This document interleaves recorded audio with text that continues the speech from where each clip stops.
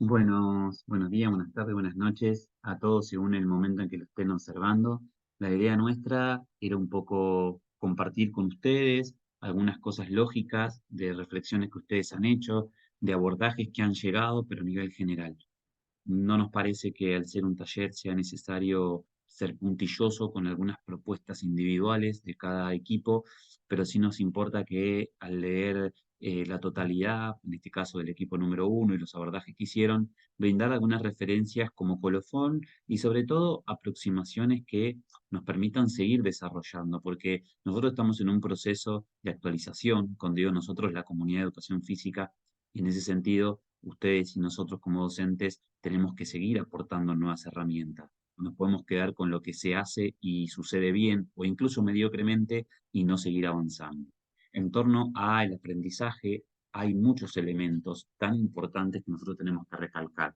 Sobre todo, empezar pensando que la evaluación, la planificación y la ejecución de la clase de educación física en la actualidad todavía sigue siendo muy crítica, puesto que se proponen muchos abordajes que son empíricos y que no tienen fundamentación teórica. En este caso, nuestras asignaturas prácticas, atletismo, gimnasia y natación, sí le estamos dando un enroque filosófico y teórico para con una mejor enseñanza, pero también desde la teoría básica de lo que son los deportes individuales uno, 2 y 3.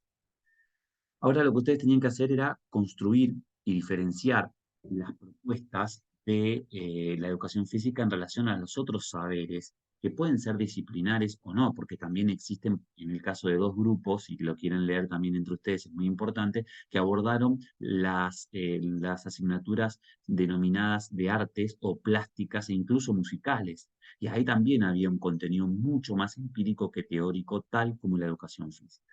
Para el resto de los equipos, dentro del equipo uno, en los grupos por comisiones, eligieron más bien asignaturas como ciencias naturales, ciencias sociales, algunas matemáticas y literatura.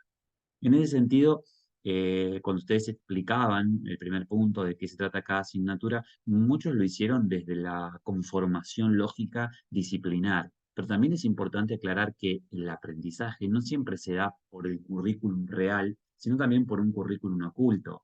Voy a poner una situación hipotética. Un docente de literatura, por ahí, es especialista en literatura gauchesca, por decirlo, o en literatura clásica. Y es muy factible que como el diseño curricular en literatura o en lengua y literatura no te exige un documento determinado, yo escoja como docente de literatura poesía gauchesca o poesía clásica, digo literatura, ¿no? En ese sentido, es muy importante determinar que el contexto es valorable y determinante en el reconocimiento del cuerpo del otro de las prácticas. Voy a conocer algunos elementos lógicos, como pueden ser de la comunicación, de la literatura, si mi profesor viene de la literatura gauchesca, o si viene de la literatura clásica, por ahí me llevo otras aproximaciones. Eso se denomina currículum oculto, que en realidad no está en el diseño curricular, no está en la programación, pero sí está punto evidencia. Y en la educación física, no sucede con el profe que ama el fútbol, fútbol, fútbol, fútbol. Y con el que ama el atletismo, atletismo, atletismo y atletismo. Y el que ama la natación, natación. Entonces, ese currículum oculto nunca debe exceder en los aprendizajes lo que nuestros diseños curriculares nos dan y nos eximen, aunque a nivel general, la posibilidad de seguir abordando las propuestas metodológicas, teóricas y claramente necesarias para un mejor mañana. En el marco contextual hipotético de lo que han hecho referencia ha sido muy bueno, pero se han referido más a cuestiones de corte físico, ¿no? El contexto no solo lo demarca, bueno, un aula con un patio de 50 metros cuadrados, con una pista de atletismo, con algunos implementos o materiales de la gimnasia, con un natatorio, con un carril de 10 metros. No, chicos, también el contexto es lo social. ¿Qué pasa en esa escuela? ¿Quiénes son los docentes? ¿Cómo se produce el aprendizaje de un sujeto que hasta el momento no conoce una propuesta o la conoce sucintamente y debe engrosar el proceso de evidencia de ese saber? Entonces ahí estamos hablando de la importancia de todos aquellos elementos que son corpóreos, las emociones, los sentimientos, los pensamientos, todas aquellas percepciones que el sujeto reconoce y que no solamente son físicas, aunque estas, y no positivamente, también determinan, ¿no? No es lo mismo enseñar atletismo con partida de taco o sin tacos. No es lo mismo enseñar fútbol en una cancha reglamentaria, aunque sea reducida, que en un patio sin medidas como tal. No es lo mismo hacer un juego de safari de fotos en un lugar que esté abierto sin sol y en uno natural. Siempre las condiciones físicas determinan, pero cuánto otro las del otro corren, ¿no? Las más subjetivas, tanto que se está hablando del objeto de estudio de la corporidad en la educación física clásica. Las consideraciones generales sobre el sujeto que aprende han hecho abordajes muy importantes. Yo me sumo a algunos de ustedes que acá los tengo anotados. El primero es que claramente el cuerpo del sujeto que se encuentra sentado con aquel que se encuentra parado o en movimiento de transformación, relajación, participando colectivamente es diferente. En un banco, aunque a veces puedan ser bancos compartidos de a dos en la escuela, nunca sucede lo mismo cuando nosotros estamos en movimiento permanente.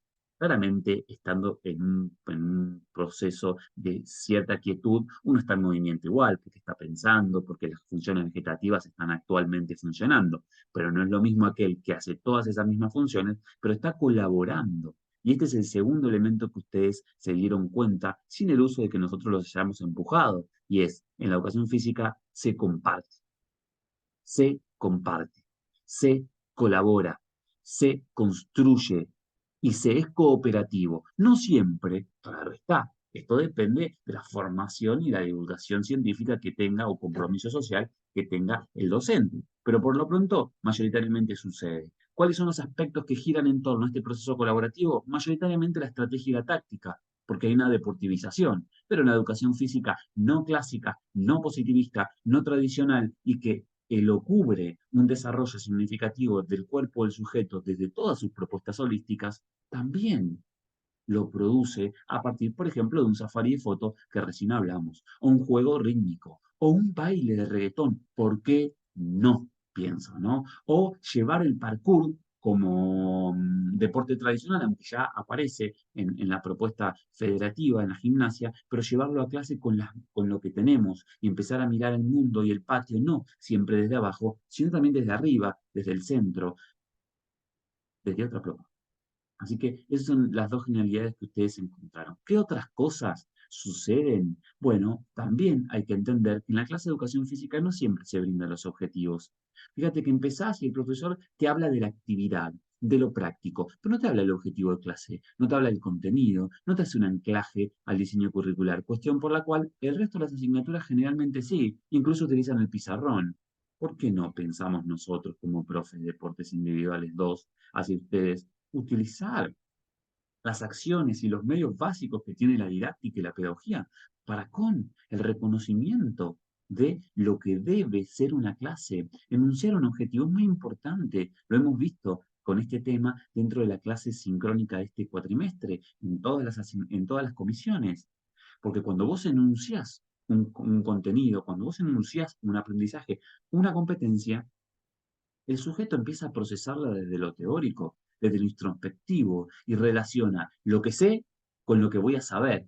Y ahí se ancla lo que nosotros llamamos, o en realidad Vygotsky llama, desarrollo próximo, que es una zona que tiene límites difusos, fractales, hologramáticos, y que no depende solo del individuo, depende del contexto, depende de quién me aporte, depende del tutor, de la familia, del clima que haya ese día en el aula o en el patio. Otros elementos más claramente que surgirán a lo largo del descubrir de esta asignatura. Considere en cada asignatura la relación social e intercambio que se genera en el contenido. Es muy elemental recalcar que el contenido de las asignaturas que no son las nuestras, como mayoritariamente las reconocemos prácticas, son más sustanciales en las disciplinas clásicas. En la matemática, uno llega a su casa y si el padre, madre o tutor le pregunta, ¿qué hicieron, hijo, hoy? Trigonometría. Está el hecho de la trigonometría. Pero cuando vas a la educación física, jugaste al fútbol. Pero por ahí el profesor planificó una actividad táctica, una actividad estratégica, una actividad emocional que vos no la podés verbalizar. porque no te la comentó, porque se trabaja anclada al diseño curricular. Entonces hiciste slackline. El profesor puso una cuerda, con mi mala expresión, entre poste y poste, y todos hicieron algunos ejercicios arriba, con ayuda o sin ayuda. Y cuando llegaste a casa dijiste, hice slackline. Pero ¿cuál es el saber del hacer slackline? Hay otras cosas que giran en torno a ese proceso. Por eso tenemos que fundamentar teóricamente nuestras asignaturas y hacia eso iba también las representaciones del diseño de nuestro equipo número uno. Mucha deficiencia con el lenguaje de Perkins al hablar del conocimiento frágil. No vamos a hacer apreciaciones al respecto. Necesitamos que vuelvan a releer, vuelvan a observar los videos porque esto determina sobre el aprendizaje de nosotros en deportes individuales 2. ¿Cómo sabemos que los docentes de nuestros estudiantes han aprendido? ¿Cómo nosotros como docentes nos paramos ante la observación de antes de la clase, durante y después? Es decir, este estudiante aprendió. Respuesta que en su mayoría de los grupos no han logrado satisfacer. Yo les propongo una cosa, planificar. Les propongo otra cosa, controlar. Les propongo otra cosa, evaluar. Pero no evaluar como cuantificación significativa de situación hipotética. En las clases de atletismo el otro día estuvimos en la enseñanza de las cargas con vallas. Hay dos estudiantes míos que se cayeron. ¿Sí? Ahora, caerse en mi grilla de evaluación es aprendido, no aprendido, promovido, no promovido, es un 4 o un 6. No, en lo absoluto. Tiene que ver con las experiencias previas. Entonces yo a los que se cayeron mal, ¿no? Fui y pregunté, ¿qué te pasó? ¿Qué sentiste? ¿De dónde venís? ¿Hacia dónde vas? ¿Qué práctica sistemática de actividad física haces todo el tiempo? Y ahí evaluaste una práctica. Entonces hay un significado de que si esa caída, aunque error desde el punto de vista práctico de lo que nosotros trabajamos en la didáctica, puede ser un aprendizaje también. Mucho más, claro está, en las oportunidades que nos brinda esta competencia, en este caso del atletismo, que podría impartirse en cualquier asignatura. Muchas gracias, muy contentos por sus aportes, estamos los profesores y nos encontramos en los otros videos.